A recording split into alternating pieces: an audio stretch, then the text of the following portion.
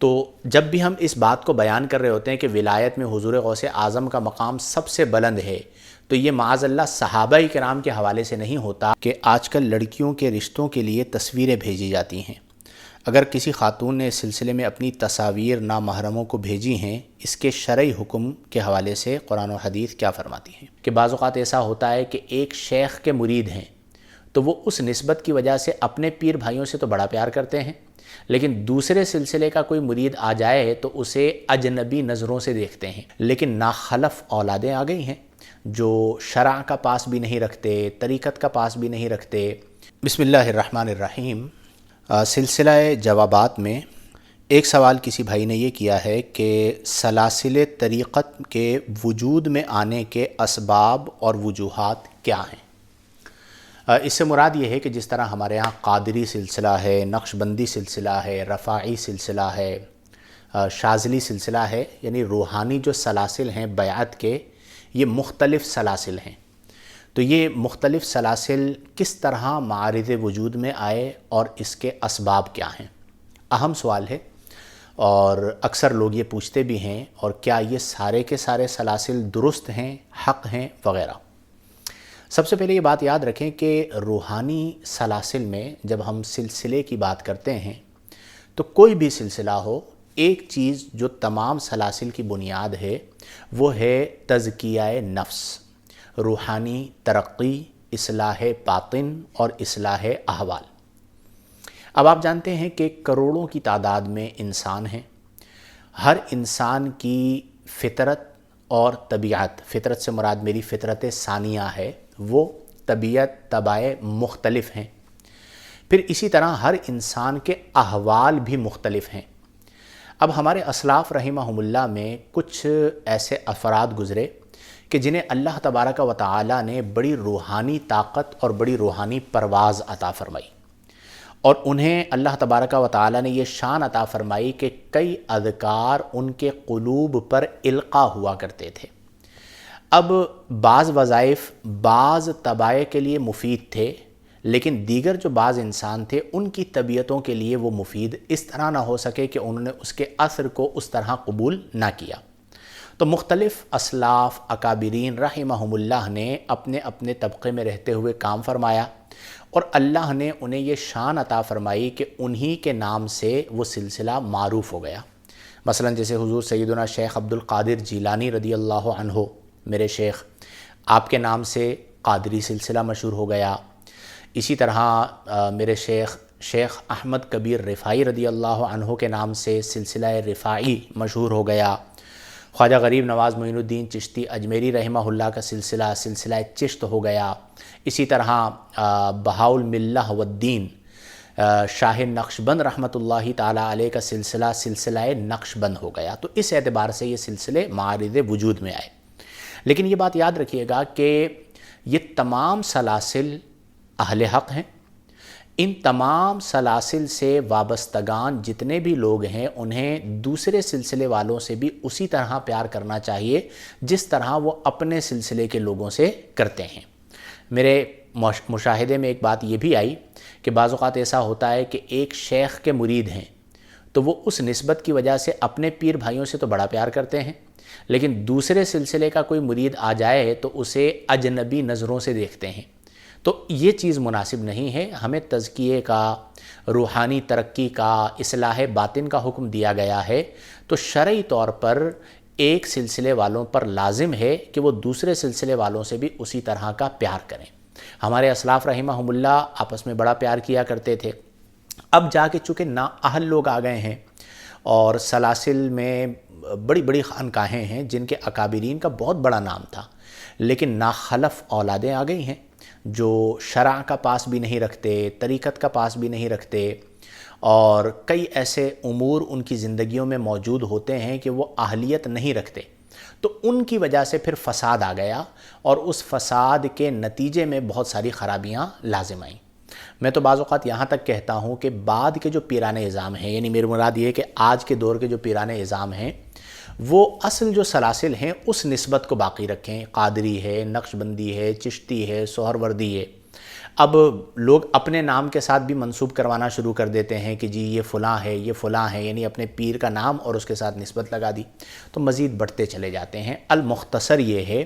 کہ روحانی ترقی کے لیے مختلف اولیاء کرام رحمہم اللہ نے اپنے اپنے طریق کو چنا، بہت سارے طرق روحانی ان کے قلوب پر القاء ہوئے،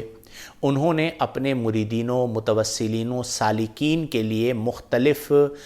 طریقے ان کے ذکر کے حوالے سے، ذکر خفی ہے، ذکر جلی ہے، دیگر اذکار ہیں، اس حوالے سے جو ہے وہ مرتب فرمائے، تو اس اعتبار سے مختلف سلاسل بن گئے، لیکن یہ تمام کے تمام اہل حق ہیں اور تمام کا ایک دوسرے کے ساتھ پیار ہونا چاہیے۔ اللہ تعالی ہمیں توفیق عمل عطا فرمائے۔ بھائی نے سوال کیا ہے کہ کیا حضور غوث اعظم رضی اللہ عنہ اپنے سے پہلے اولیاء کے بھی ولی تھے؟ دیکھیں، حضور سیدنا شیخ عبد القادر جیلانی رضی اللہ تعالی عنہ جو سلسلہ قادریہ کے شیخ ہیں، اللہ نے آپ کو بہت بلند و بالا شان عطا فرمائی اور آپ کی ذات سے فیض کو جاری فرمایا، اور اولیاء میں آپ کو درجہ غوثیت کبریٰ عطا فرمایا، جو کہ تمام اولیاء امت کے سردار ہوتے ہیں۔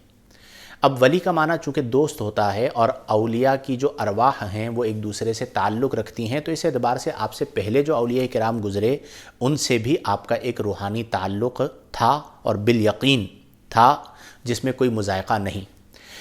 اگر سوال کا یہ پہلو اس انداز میں ہے کہ آپ سے پہلے جو اولیاء گزرے آپ ان کے بھی سردار تھے،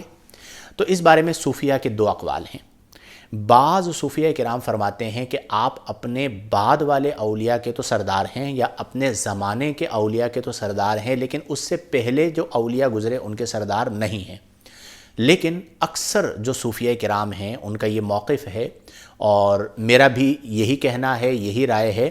کہ حضور غوث اعظم رضی اللہ عنہ اپنے سے پہلے جو اولیاء آئے ان کا بھی آپ کو سردار بنایا گیا، اور آپ کے بعد بھی جو اولیاء آئے ان کے بھی آپ سردار بنے،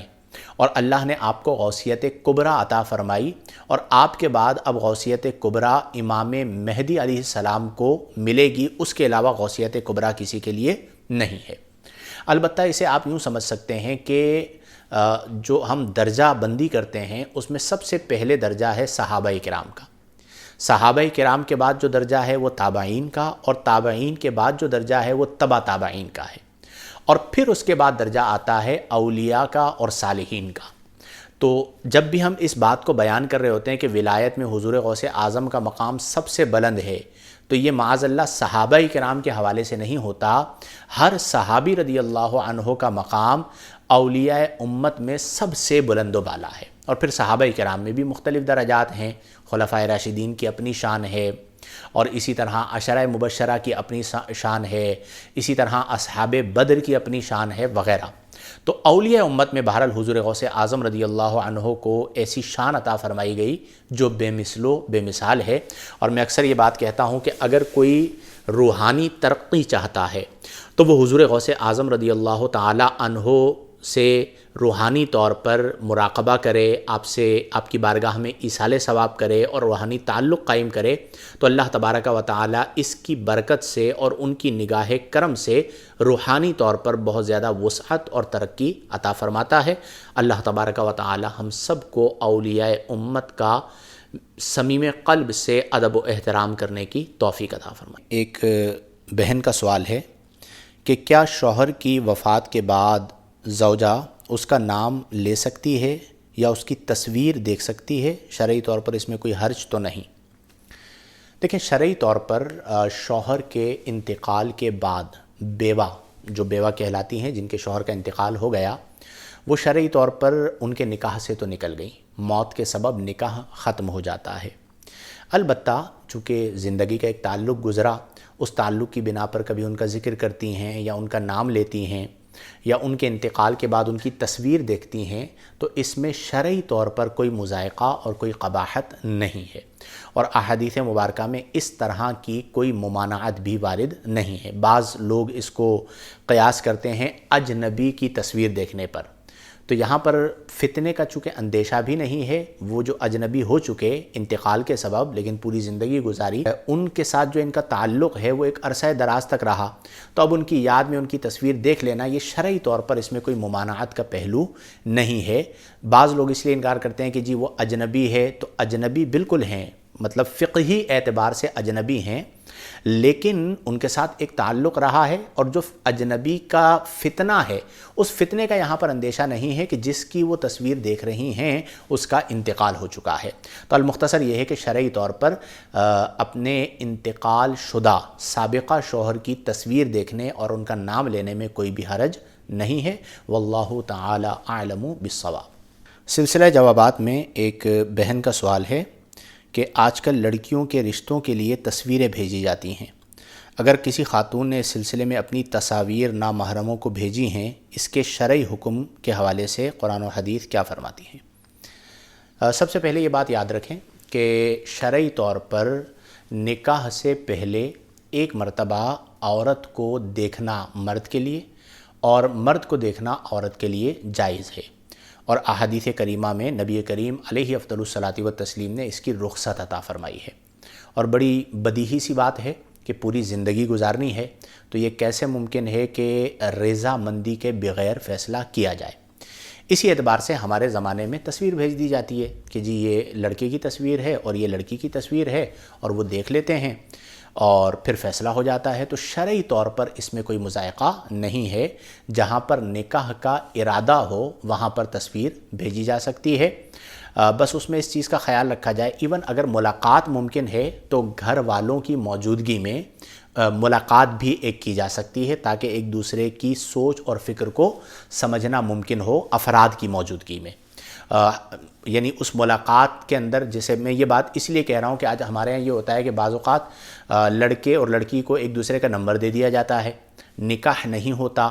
اور وہ ایک دوسرے کے حق میں غیر محرم اور غیر محرمہ ہوتے ہیں، اور پھر وہ گفتگو کرتے رہتے ہیں، اور پھر بعض اوقات اس کا نتیجہ اچھا نہیں نکلتا۔